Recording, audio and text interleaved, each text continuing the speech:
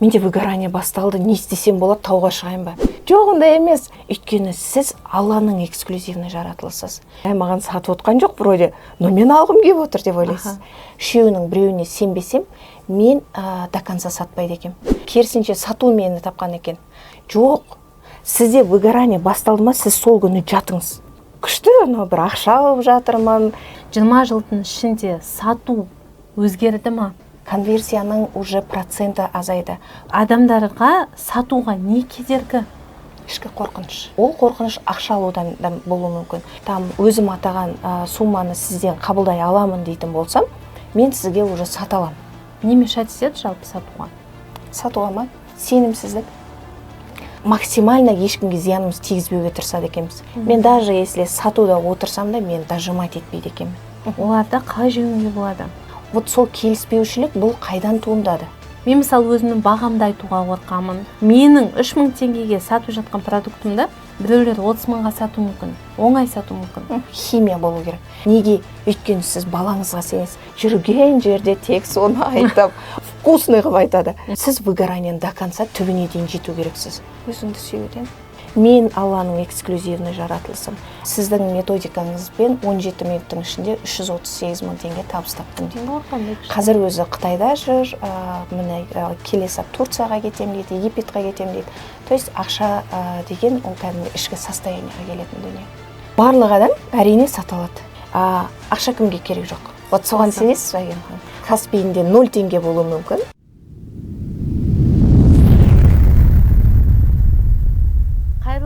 Эксклюзив ерекшелікке бір қадам подкастының көрермендері, және де бүгін бізде подкастта қонақта Айгерім ханым, 20 жылдық стажы бар маман, бүгін бізге сату ерекшеліктері туралы айтатын болады.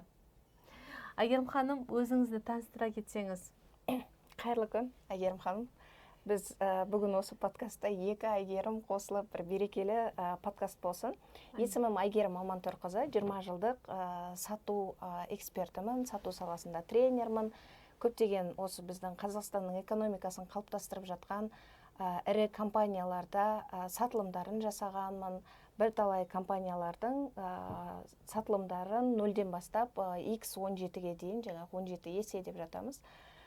Соған дейін көтергенмін, одан да үлкеніректер жаңағы 500 миллиондық, 1 миллиардтық келісім шарттарды заключать еткенмін.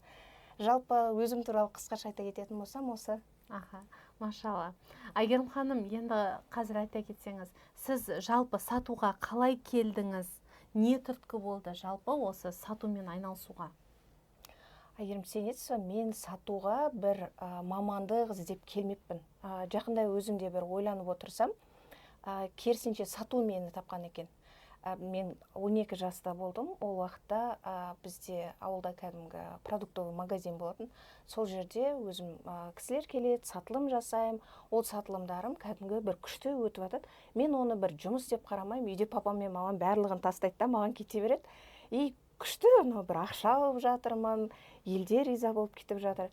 Содан кейін 20 жастан асқаннан кейін, 21 жасымда қателеспесем, неге келдім? Жаңағы сатуға, уже сатылымға официально келдім.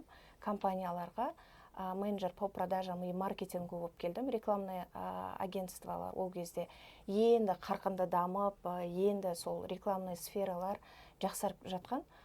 Сол рекламный сфераның өзінде бір 10 жылдан артық жұмыс жасаппын, оказывается. Күшті. Айгерім ханым, жалпы 20 жылдық стаж деп айтып жатырмыз ғой. 20 жылдың ішінде сату өзгерді ма? Сату, өте көп өзгеріске ұшырады. Кез келген, мысалға, кез келген ниша, ол әрдайым өзі уақыт талабына сай өзгеріп отырады. Ал сату деген бұл древнейшая профессия деп мен кейде күлем. Бұл біздің сонау тарихтан келе жатқан жібек жолынан бастау алған тарих. Егер қарайтын болсақ, сонау жібек жолында бізде сатылым болған, продажа сол кезден бері келе жатыр. Әрине сатудың жаңағы түрі өзгерді, связкалар дейміз, воронка өзгерді, көптеген нәрселер өзгерді. Конверсияның уже проценті азайды. Бұрынғы кездері біз 100% конверсияға да жұмыс жасайтын кездеріміз болатын. 70-80% конверсия это норма болатын. Қазіргі уақытта жақсы конверсия 30% дегенге келдік. Сол жағынан сатылым өзгеріп жатыр. Сату нишасы жалпы сол жағынан өзгеріп жатыр. Енді қараңыз, сату тәжірибеңіз бойынша, осы 20 жыл бойынша адамдарға сатуға не кедергі? Неге адамдар өз өнімдерін сата алмай жатады? Ішкі қорқыныш. Ол жерде көптеген факторлар бар. Мен психологияны, адамның ішкі состояниясын осы уақытқа дейін өте көп зерттеп келе жатырмын. Жеке опытымнан да кәдімгідей білімге ақша салып та зерттеп келе жатырмын. Сол кездегі менің байқағаным адамның ішкі қорқынышы. Егер ол ішінде қорқыныш болса, ол қорқыныш сатудан да болуы мүмкін, ол қорқыныш ақша алудан да болуы мүмкін. Өйткені ақша дегеніміз не? Ол ақша жауапкершілік. Егер мен сізден қазір ақша алатын болсам, бұл жауапкершілік. Ол жауапкершілікті мен көтере алмауым мүмкін деп, мен сізге о бастан уже сатпай кетуім мүмкін. Ал егер де мен ішімде сол жауапкершілікті мен көтере алам, без проблем, сіздің өзім атаған сумманы сізден қабылдай аламын дейтін болсам, мен сізге уже сата алам. Сатуда ең жиі кездесетін қандай кедергілер болады? Не мешать етеді жалпы сатуға? Сатуға ма? Сенімсіздік. Бұл жерде 3 фактор бар. Жаңағы мен сағаттың егерде сапасына сенбесем, сата алмаймын. Компанияның өзіне сенбесем, сата алмаймын. Және компанияның владелицы, соның иесіне сенбесем, соның өмірлік ұстанымына сенбесем, ондай мен сата алмаймын. Оказывается, біз мына адам баласы жалпы ешкімге қиянат жасамауға тырысады екенбіз. Біздің болмысымыз, әу бастан болмысымыз сондай екенді. Мен жаңағы зерттеп, адамды зерттедім, сатылымды зерттедім. Осы уақыттағы менің өзімнің түйгенім, максимально ешкімге зиянымыз тигізбеуге тырысады екенбіз. Егер де мен жаңағы сатып отырған сағатымның осы үшеуінің біреуіне сенбесем, мен до конца сатпайды екенмін. Мен даже если сатуда отырсам да, мен дожимать етпейді екенмін. Осы нәрселер кедергі болады адамға. Енді қараңыз, уақыт жоқ, клиент жоқ, ақша жоқ деген жиі кездесетін мынау қарсылықтар, оларды қалай жеңуге болады? Біз бұны сатылымда этап отработки возражения и дожим деп қараймыз. Бұл жерде мынандай возражение дегеніміз жалпы бұл адамға келіспеушілік, Вот сол келіспеушілік бұл қайдан туындады? Егер мен товарды жаңағы сатып отырған затымды ұсынғаннан кейін адамда возражение болатын болса, мен, значит, ол возражениені алдын ала жаба алмадым деген сөз. Мен сіздің қаншалықты қандай больдарыңыз бар екенін дұрыс анықтамадым, және де сол больдарыңызды заблаговременное закрытие возражение и дожим деген нәрсе бар сатылымда. Сол нәрсені алдын ала заблаговременно жаппағандықтан адамда возражение болады. Чтобы не было возражений, надо их заблаговременно закрывать деген кәдімгі түсінік бар сатылымда. Айгерім ханым, осы сатылымдағы сенімсіздік болады, қорқыныштар болады. Соларды қалай жеңу керек? Мен мысалы өзімнің бағамды айтуға қорқамын, өзімнің продуктымды таныстыруға қорқамын. Менің 3000 теңгеге сатып жатқан продуктымды біреулер 30 мыңға сату мүмкін, оңай сату мүмкін. Содан қалай шығамыз? Бұл жерде сатып жатқан өнімнің құндылығын арттыру керексіз. Сатып жатқан өнім мен сатушының екеуінің ортасында кәдімгі махаббат болу керек, химия болу керек. Егер де сіз сол химияны өзіңіз создавать ете алатын болсаңыз, онда сіз оңай сатасыз. Мысалға, сіз балаңыз егер садикте тақпақ жаттайтын болса, бұл да сатылым. Сіз туған туысыңызға балаңыздың жаңағы тақпақ айтқанын күштілеп, смачын әдемілеп айтасыз да. Сіз оның тақпақты күшті жаңағы оқи алатын бала екенін әдемілеп жеткізе аласыз. Неге? Өйткені сіз балаңызға сенесіз. Өйткені сіз оның таза еңбегін көрдіңіз де. Ал неге? Дәл сол нәрсені сатып жатқан өнімге де пайдаланбасқа. Сол химияны, сізбен балаңыздың ортаңызда жаңағы химия бар дедік қой, Айгерім ханым. вот сол химияны енді сіздің сатып жатқан 3000 теңгелік сабағыңызға жаңағы қалыптастыру керекпіз ғой. Осы жерде связка болу керек. Сол жаңағы сіз өзіңіздің өніміңізді қаншалықты жақсы көрсеңіз, соншалықты адамдарға тоқтамай сатасыз ғой. Жаңа жүрген жерде тек соны айтып, болады ғой бір кейбір адамдар жүрген жерде өзінің бір өнімін айтады. Анау айтқан кезде еще вкусный қылып айтады. Анау айтып отырған кезде сіз ойлайсыз, мә маған сатып отқан жоқ вроде, но мен алғым келіп отыр деп ойлайсыз. Неге? Өйткені бұл жаңағы нативная продажа. Нативная продажа дегеніміз сатпай сату. Яғни махаббат өз арқылы. өнімін жақсы көру. Жақсы көру. Махаббат болатын болса сату. Енді продукт алдым. Бірақ соны сата алмай выгоранияға кетіп қалдым. Сол выгораниемен күресетін бір техникалар, жолдар бар ма жалпы? Өйткені қайта-қайта зат ала беріп, қайта-қайта содан күйіп кету состояниясы болады да. Ондай сата алмағандықтан, Қазір рынокта негізі кішігірім бизнес бастап жатқандар өте көп қой. Екінің бірі қазір бизнесті көріп жатыр. Мен сондай выгоранияға түскен адамдарға айтатын едім. Егер де сізде выгорание болып жатса, сізде қазір бірақ қана задача бар. Сіз выгоранияны до конца түбіне дейін жету керексіз. Жаңағы басталған сезімге соңына дейін жетіп пісіп жаңағы сол сезім ашылуына кәдімгі өзіңізге рұқсат беру керексіз.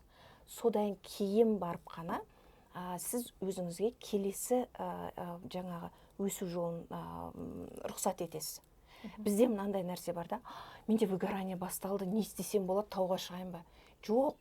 Сізде выгорание басталды ма, сіз сол күні жатыңыз. Проживать ету керек. Проживите эти эмоции. Дайте себе возможность прожить эти эмоции. Содан кейін барып, сізде жаңағы миыңыз осы задачамен справляться еткеннен кейін, сіздің миыңыз енді давай кеттік өсеміз деген нәрсені уже сол задачаны береді. Сол стратегиямен уже ары қарай тапить етеді адам. Енді біздің подкасттың атауы, ерекшелігі, ерекше болу, эксклюзивный экземпляр болу, және де сол ерекше болудың, өзгеше болудың алғашқы қадамдар неден басталады деп ойлайсыз? Өзіңді сүюден. Өзіңді сүю. Заезженный бір андай фраза болып кетті. Полюби себя, өзіңді таңда деген сияқты әртүрлі айтамыз. Бірақ бұл жерде кәдімгі тереңірек ұғына білу керек та, бұны кәдімгі өзіңіздің ішкі жан дүниеңізбен, күйіңізбен жақсы көрсеңіз, өзіңіздің сіз өзіңізді өзіңіз жаратпадыңыз ғой, Әйгерім ханым. Мен де өзімді өзім жаратпадым. Біздің әрқайсымыздың бір жаратушымыз бар. Енді сол жаратушыдан мен өзім әу баста туғанда эксклюзивный болып туғанымды түсіну керекпіз да. Сол моментте біз өзімізді өзіміз құнсыздандыруды тоқтатамыз. Сол кезде біз өзімізді анау синдром отличника деген бар қазір, синдром самозванца деген нәрсе бар. Соның барлығы сізден уже кәдімгідей бүйтіп артық дүние ретінде өзі отваливаться етіп түсіп қалады. Өйткені сіз Алланың эксклюзивный жаратылысыз. Мен Алланың эксклюзивный жаратылысым. Әрбір адам біздің осы 21 маусым күні болатын коучинг сабағымызға келетін әрбір адамымыз ол эксклюзив екенін түсінеді. Және де айтатыным, осы біздің коучинг сабақта максималды түрде әр тұлға эксклюзив екенін сезініп кетуге, сатылым арқылы, психология арқылы соны сезініп, соны кәдімгідей өзінен өткізіп, содан бір түйіндер алып кетуге біз максималды түрде өзіміздің жаңағы дайындаған контентімізді береміз. Машалла. Біздің подкаст, коучинг, эксклюзив деп айтатынымыз ғой, ерекшелік. Сіздің сату методикаңыздағы ерекшеліктер қандай? Жалпы менің командамен жұмыс жасау, не болмаса кез келген бір жеке экспертпен жұмыс жасаудағы ерекшелігім, мен адамның ішкі состояниясымен жұмыс жасаймын. ішкі состояниемен жұмыс жасағанның арқасында міне қазір осы сізге подкастқа келе жатқан жолда да сообщение жазып жіберіпті бір қыз. Сіздің методикаңызбен 17 минуттың ішінде 338 мың теңге табыс таптым дейді. Қазір өзі Қытайда жүр, міне келесі Турцияға кетем дейді, Египетқа кетем дейді. То есть ақша деген ол кәдімгі ішкі состояниеға келетін дүние. Аха, қандай күшті. Енді кез келген адам сата алады ма? Әрине. Опыты жоқ болса да, ондай қабілеті болмаса да. Барлық адам әрине сата алады. Кез келген адам сата алады. Ол бір бізде мынандай қате түсінік бар да. Батыстық жаңағы фильмдарды көріп аламыз, не болмаса батыстың сату методикасын көреміз дағы, солардың жаңағы энергичный бір андай ұрып тұрған энергиямен сатып жүргенін көреміз дағы. Біз болсақ кішкене баяумыз. Соған қараймыз да біз ойлаймыз, значит, сату деген ол бір анандай не туа біткен қабілет болады, не болмаса енді білмеймін, басқа бір ерекше адамдар болады, сататын адамдар деп ойлайды да бізде. Жоқ, ондай емес. Кез келген адам сата алады. Менде өте көп кейстарым сатылымды мүлдем ұқпаған, сатудың иісі мұрнына келмейтін адамдар кәдімгі миллиондарын тапқан. Өйткені сатылым дегеніміз не бұл жерде, Әйгерім ханым? Сатылым дегеніміз бұл ақша. Ақша кімге керек жоқ? Бірінші сұрақ, бұл әлемде ақша керек емес адамдар бар ма? Жоқ деп ойлаймын, негізі. Әрбір адамға ақша керек. Инструмент қой. Иә, өмір сүру инструменті. Иә, тамақ ішу. Иә. Материалдық бүткіл өзіңнің қажеттіліктеріңді қамтамасыз ететін инструмент. Яғни ақша бәрімізге керек болатын болса, сатылым да бәрімізге керек. Сатуды біз бәріміз білу керекпіз. Ол бір анандай ерекше, бір қол жетімсіз ғылым емес. Және айтатыным осы 21 маусым күні болатын коучинг сабақта міндетті түрде осы сатылымды сіздің келген әрбір қатысушыңыз, әрбір эксклюзивті тұлғаңыз сол сатылымды жақсы көріп кетеді.